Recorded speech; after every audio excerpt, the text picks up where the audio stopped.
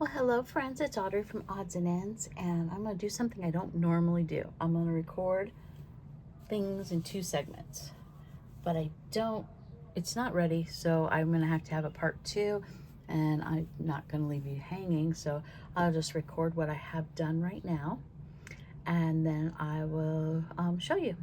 So this is going to be for, oh, did I make a card for it? Let's see if I made a card for it. I did. I made a card. It's for the Tattered Doll Society. It's an open collaboration with the Lena DePina and Scrappy Lovely Paper Company. And you share a doll that you've made. It can be a paper doll, fabric doll, metal doll, doesn't matter what kind of doll it is. Just something you've created on the 20th of the month. So I'm like, okay, am I gonna make a yarn doll? And I'm like, no, it's Mini May. I want to make a mini doll. And originally I'm like, okay, it's going to go in my dollhouse. I was going to either do a little voodoo doll for the witch's apothecary spell room, or I was going to do just a old-fashioned doll to sit on somebody's bed for that, or I was going to do a creepy doll for the attic. But before I show you what I've come up with so far, I'm going to show you some fabric that my mom just gave to me. And isn't this the coolest? And no, I didn't use this fabric. Why? Because it's a nice rectangle. Let's see.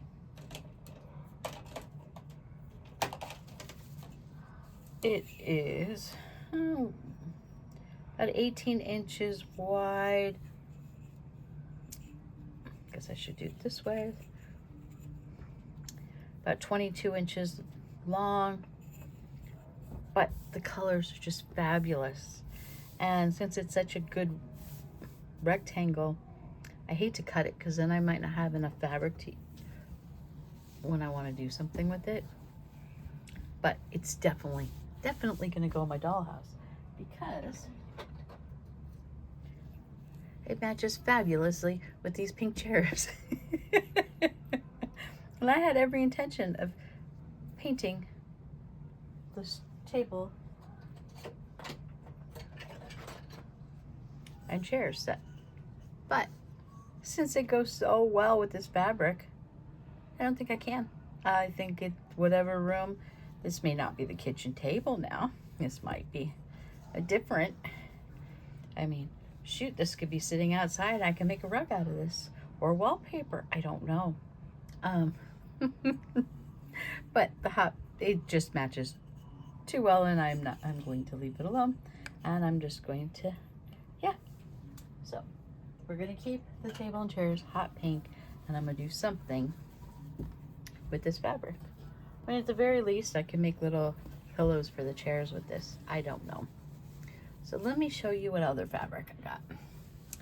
Speaking of hot pink, got this hot pink velvet, and about a foot by 20 inches, 12 by 20 in the hot pink, and the green, the olive green. I think that's olive, pretty close to olive. And I wish I could remember what this was on. This was on something in my life at some point in time that my mom made. I don't know if it was a couch cushion. Oh, I know. It's on the back of an embroidered pillow, and this was on the other one. So my mom and my grandma used to embroider pillows, and I probably have one still. I probably have the green one. It needs a new insert in it. I kind of wish I knew where it was so I could show you, but maybe I'll find it before I wrap this video up next week. But yeah, this is the back piece, and then the front piece is embroidered. So I have two pieces of velvet there. And my mom had asked me if I wanted fabric, and I told her that I only wanted interesting pattern fabric that kind of screamed 70s, 80s, and 90s. I didn't want anything modern. I'll go pick out my own fabric if I'm going to do that. But here's this quilted piece, and I think this was a placemat. I don't know, but it would make very good indoor carpeting for a room. Anyway, there's that one. I have a whole bunch of this, and I don't know if they're supposed to be rings or supposed to be horseshoes. I'm not quite sure, because it doesn't really show a completed ring, but it doesn't show the edges of the horseshoes either, so it's just an abstract whatever I want it to be, I guess. I'll probably show you the best for now. Is this not the grooviest fabric you have ever seen? Obviously, some of this is going to go in the dollhouse, but something, it's going to go somewhere else in my home. This is beautiful. Actually, it's pretty soft. Does it say what it is? It's linen. 100% Belgian linen. It's collection Mediterraneo, designed by Emilio Pucci, exclusively with P. Kaufman Incorporated.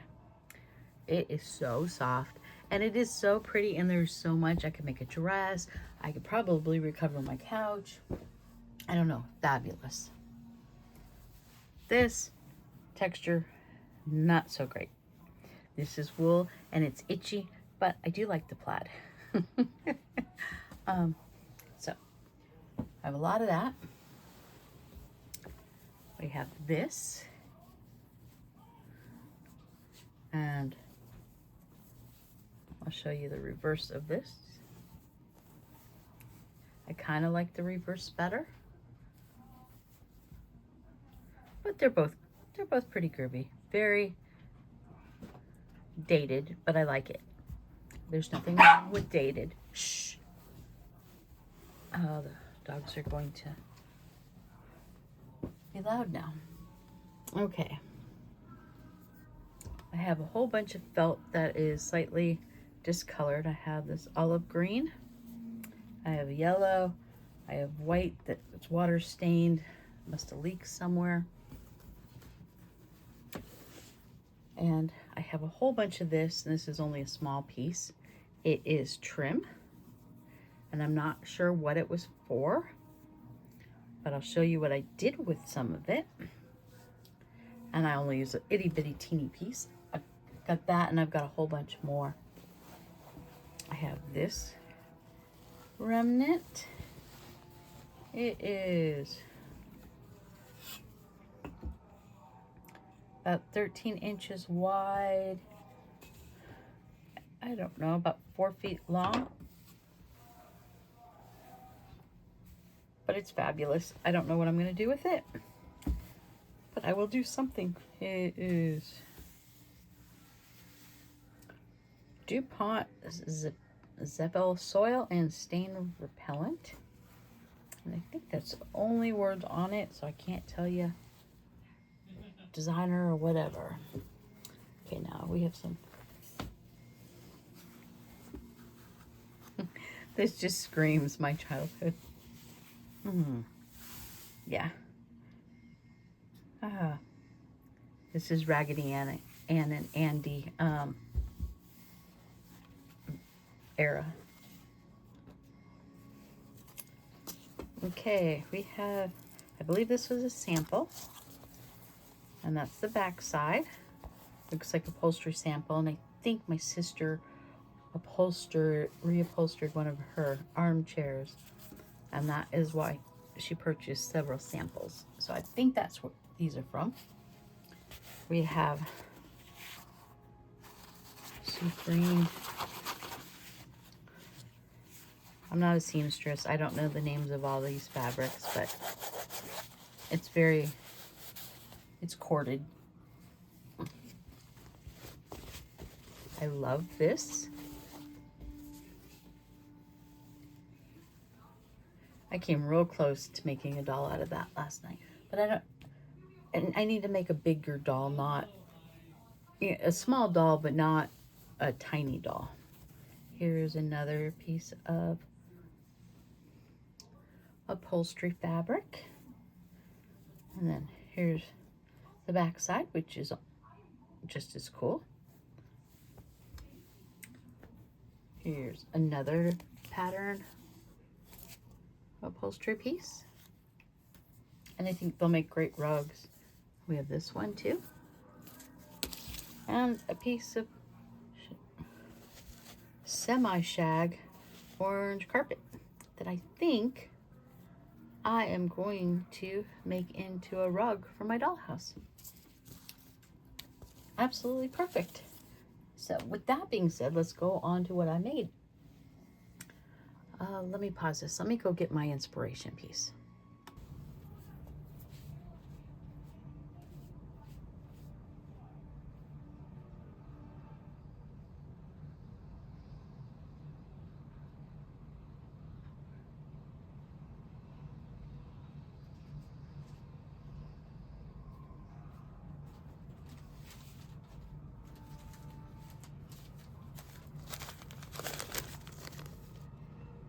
Oh, it was still recording, I guess. I forgot. I apologize for leaving you that long.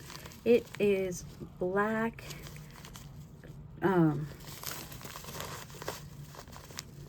obsidian. There's some tiger eye in here. There's some clear quartz. Looks like some blue black kyanite. Anyway, I decided I was going to fill the bottom up so she could... She did stand up a minute ago. You saw her. There we go. She's standing. She has a beanbag bottom.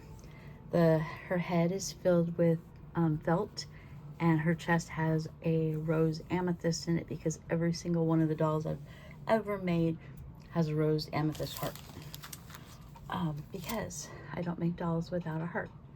So, even voodoo dolls get a rose amethyst heart. Because I don't do any voodoo, evil voodoo, it's all good. I don't do any voodoo anyway, but anyway, it sounded good. Anyway, this is my little felt poppet, and she's not quite done, so I will stop this video for now. It's 13 minutes already, and I will see you in a couple days when I finish her up. Okay, bye for now. Well, hello friends, it's Audrey from Odds and Ends, and here is part 2 of my Tattered Doll Society project for this month. We post on the 20th of the month. We make a doll, and it can be out of any medium you want. You can do paper, you can do fabric, you can crochet, you can do metal, you can carve it, any kind of doll you want. And while I usually make yarn dolls, I decided that I wanted to make a felt doll. And I started showing you this earlier, and I'm going to just add this to the previous video. And so it may seem a little awkward, but oh well. So last I showed you, I think I had the doll constructed. I don't know if I had made the skirt or not. I did color the skirt with some Delusions metallic ink spray, but it did not soak up into the skirt. Very little bit soaked in. So I decided that I was going to mop it up because it's just pooling on the top, and I kind of like it. It looks like she's been in the craft room, and that's her apron. And then that's the back side. And it dried. There's a crease in this felt, and I'm too lazy to go get the iron out for this itty bitty teeny piece of corner. So I decided I was going to sew a dragonfly button on here. And she's got a butterfly button in her hair. I added 2 little beads into her yarn strand, kind of like dreadlocks. And then I added one little bead down here just because she needed to be fussied up a little bit. I sewed the two tiniest, ittiest little buttons I could find for her eyes. I didn't make a nose on her. I'm terrible at making noses. I always make them awkward, and my dolls usually can't smell, so I leave them off. And I wanted her mouth to look like a little smirk, and I think I got that. And with the butterfly in her hair seems to be more styled as opposed to just standing straight up. And there's the back, and you can see the little knot for the pulling the, it's one of those little buttons. But yeah, I love how she turned out. She may be too big for my dollhouse, but if she is, she will go on a trinket shelf. She will be loved. And well, I originally wanted her to look kind of creepy and be sitting in the attic. She's not creepy at all. So, see, and she stands up. So, don't know if she's going to go in the spell room, the kids, a nursery. Who knows where she's going to go. But she's totally cute. I love her. It's amazing what you could just do with the needle and thread and, you know, a couple scraps, a piece of fabric and whatever. And just play around and see what you can make. It's totally fun. And it's great stress relief. And you can watch TV at the same time. You don't have to be completely zoned in. And you can set it down to do something else and come back to it at any given time. I love making these. So thanks for watching, everyone, and I will see you on the 20th next month for the next doll I make. And this is hosted by Alina DePina and Scrappy Lolly Paper Company, and the hashtag is hashtag the Tattered Doll Society. Complete fun, and we'll post on the 20th, and it's a complete open collab. So no one needs to invite you. I'm inviting everyone, and come join in. It's fun. I love it. Okay, bye guys.